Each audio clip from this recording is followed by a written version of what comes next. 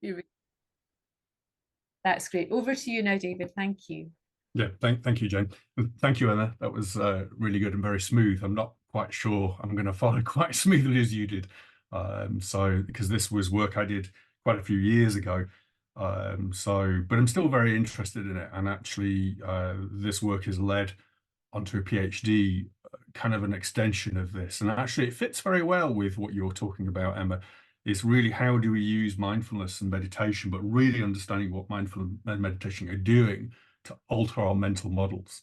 And that's kind of what I'm looking at. So anyway, my master's was integrated information theory, interacting cognitive subsystems, and micro-phenomenology. And yeah, big mouthful of words there. So we'll run through what it is. And actually, it was very conceptual, some part, half of it, which is what led to Professor Graham Nixon, which everybody knows, was his summary title was "It Baked My Noodle," which always makes me laugh that he thought that. So anyway, an introduction. So why does consciousness matter? Consciousness matters because it's no less than everything we have and everything we are. So we define everything we experience, everything we know, everything we do, everything we'll ever do is done through consciousness. So understanding how consciousness arises seems to be a very important thing.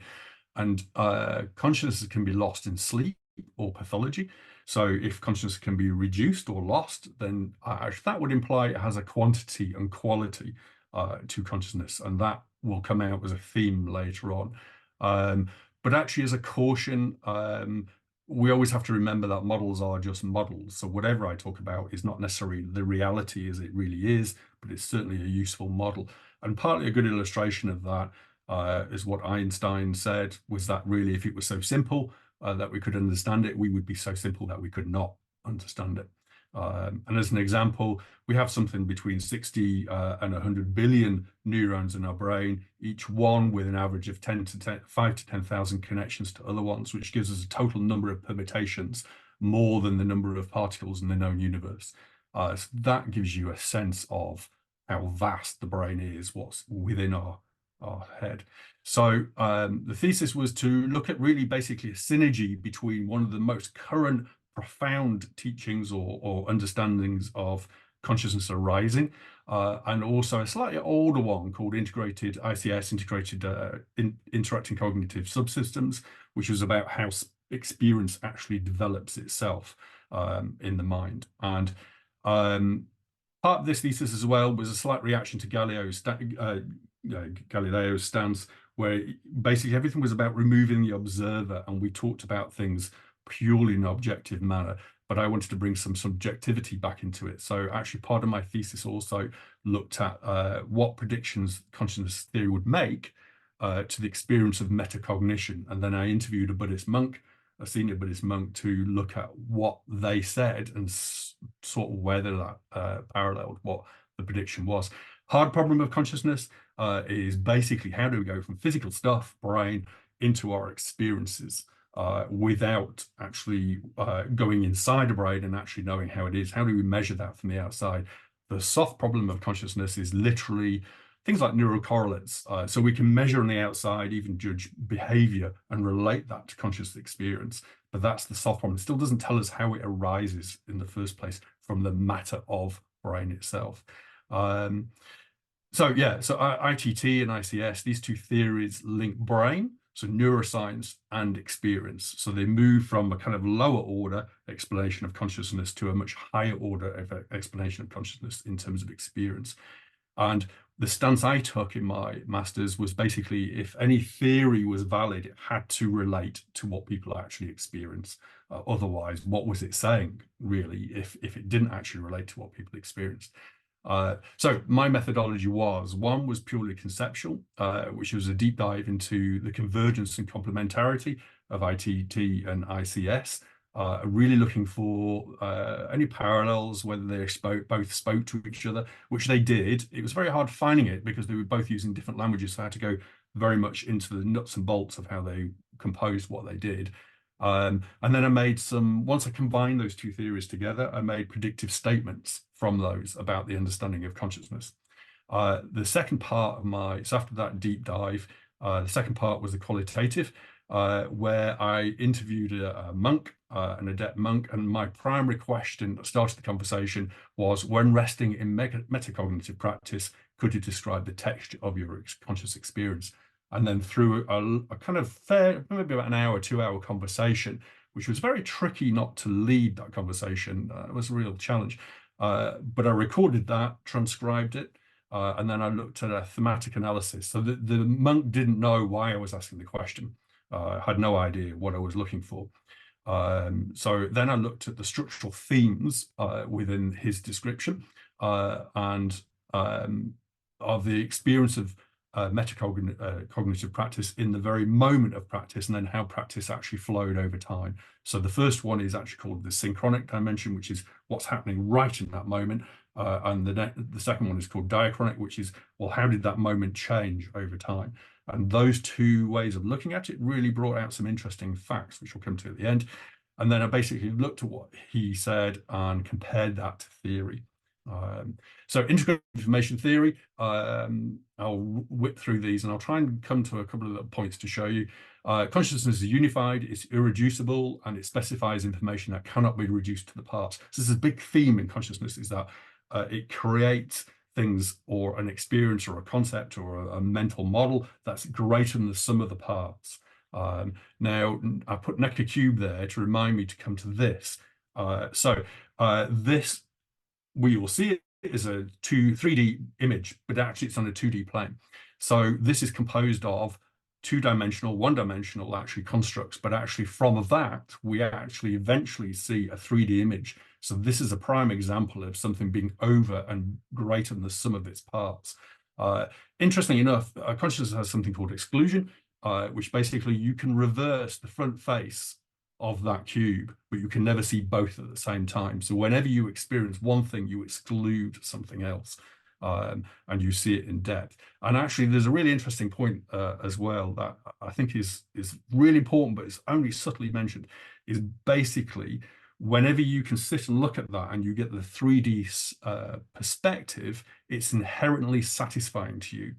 So what that says is evolution has designed us or created us such that when we see wholes that are greater than the sum of the parts, it's satisfying. So we desire to look for meaning above the parts, is one of the points of showing you that. Consciousness involves mind coming to know something about itself. Meaning is greater than the sum of the parts, which suggests quantity. And in ITT theory, they term that phi. So basically, that's one of the points, that consciousness has a quantity, which can be quite controversial. So because naturally we would say, well, does some people have more consciousness than others? Is a natural question from that. And then ITT also predicts that consciousness has a quality. This is conceptual structures, which actually I would also now say are the mental models that Emma was talking about. But he mentioned them as Tonini, who did this theory, was conceptual structures. Repertoire of experience, I'll switch to that there. So it has a quality, because basically if we had on the left-hand side, you've got that simple graph. Morpholexical is basically just language, sensory. So we combine just our senses with a verbal transcript of that sense. It's a relatively simple conceptual structure.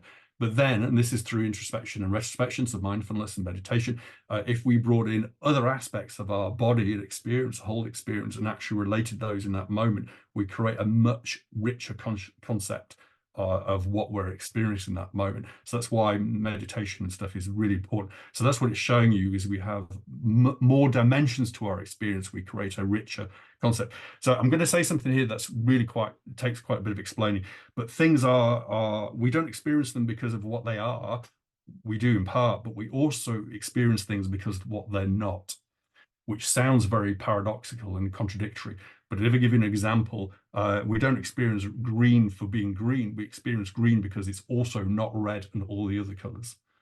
And that's a quite important point, because basically if we can create a very rich conceptual structure or mental model, then it's actually very rich and very informationally rich and detailed for us, because it's got lots of other things that would tell us what it's not. But it takes a while to get our head around that, actually. So consciousness, one of the key things, consciousness is driven towards a greater repertoire of cause and effect. So basically, the more we can link cause with effect, the more our mental model we have is actually telling us something about the world. Mental models are composed of differentiated parts, so it's composed of unique parts which are information rich, and they're integrated. The sum is always greater than the parts, unified and irreducible. So the Necker cube I showed you back here, if I took one of those lines away, it would reduce back down to a two-dimensional structure. So that's why it's irreducible, because it needs the whole structure to tell you something that's greater than the parts. Yep, so those imply quantity and quality. Integration, wholeness, maintain consciousness. So the cerebrum, so that's the main part of our brain, is recursive loops. So they're looping back feedback loops within the system itself. So that creates consciousness, whereas the cerebellum is all feed forward linear processes. And that's so that actually that has, so the cerebellum itself is considered to have either no consciousness or very minimal. And the cerebrum has actually got where the consciousness happens because of those loops, and that creates high integration of information. So actually, here's an interesting one as well. So one of the things one of the summary points was that actually slightly contradictory to things being subconscious, I was actually starting to use the word para-consciousness. So aspects of consciousness are outside the main complex. So these little, I don't know if you can see my arrow, but the little arrows on the left-hand side are particle or parts of consciousness that you're not quite aware of. So the example I gave is that if you had a thought and you gave feelings of guilt and you wanted to push that thought away, you would actually give it more meaning, and you would create the mental model to become stronger. So as effect, you may push it away a little bit, but actually it becomes more dominant in consciousness. And that's why we cannot suppress things without them coming back to us. So the flip side of that is if we rest without engagement, effectively, because like I said, the Necker cube, that's why I showed you that if you took one of the elements away, the 3D-ness would collapse. So the parallel is here is that actually if we took if we didn't give it more meaning, then eventually the sum becomes equal to the parts and it collapses. So that's what happens in experience, is that actually when we practice, if we don't engage with our experience that arises, we don't give it more meaning, eventually it collapses to the sum is equal to the parts, and the parts no longer mean its consciousness, and it dissolves is what happens actually. So that's kind of what that diagram is showing you a little bit. Interacting Cognitive Subsystems. Yeah, so the key thing about this was higher order meaning. So the brain, the mind, consciousness really are moving towards creating higher order meaning, which, as Emma was talking about, is the mental models that we create of the world. For ICS, there were 9 subsystems, which I've just shown you here. So these are the sort of kind of parts of experience that fit into our ICS model of consciousness. What's interesting here is you might notice there's a brain in the middle that I've done. So in that, there's a circular loop again between propositional and implicational. And this is quite important for Emma's mental models, actually. For me, so I'm going off piece now, actually. But the propositional is conceptual knowledge, and the implicational is holistic intuitive knowledge. And we can use the propositional conceptual to recreate our holistic models of the world. And it takes our moving into the holistic intuitive way of experiencing the world in order to create new mental models. We cannot do it conceptually, which is why we cannot conceptually understand compassion without experiencing it, because we actually have to have an intuitive sense to alter our mental model of the world. So going back, recursive fractal, Escher's drawing hands. So that's that's kind of why I put the Escher hands around that, was basically showing that each is writing. So the conceptual is writing into the holistic intuitive models, and holistic intuitive models are reforming the conceptual, which is an interesting point at the very end, what that means. So so we create, so by that looping process, we can create here a much bigger, larger repertoire of information in our conceptual structures, our mental models. They become richer, basically, because there's more aspects to them. So higher order meaning. is for evolutionary reasons. So higher order meaning basically is very efficient for the brain to create higher structures. It's inefficient for the brain to hold all information that's separate. So it looks for patterns across what it experiences and creates another mental model of those patterns. But it actually, interesting enough, that mental model loses some of the components of the internal parts of that higher order meaning. So as a result, you may learn something, but in the learning of that thing, you become to know it, but actually you lose the language around that actually, and it becomes an intuitive knowing. So that's why we tend to say we know something, but we find it hard to know the words because it's been embedded in us as a mental model from the holistic side, and it's lost the language part. And that's all to do with ICS and what's connected to what and what deforms what, actually. So basically the ICS model can provide an explanatory predictive framework for understanding meditation, mindfulness, awareness, emptiness, flow, and awakening. And those are quite big claims, but certainly it does seem to do that, actually. And it not only provides an explanatory and predictive framework, but also it provides, coupled with ITT theory, it provides us a way of actually understanding how do we change our mental models or influence our mental models that we're creating in the world. So actually, I know Emma mentioned various forms of meditation and mindfulness. There are many, many sports.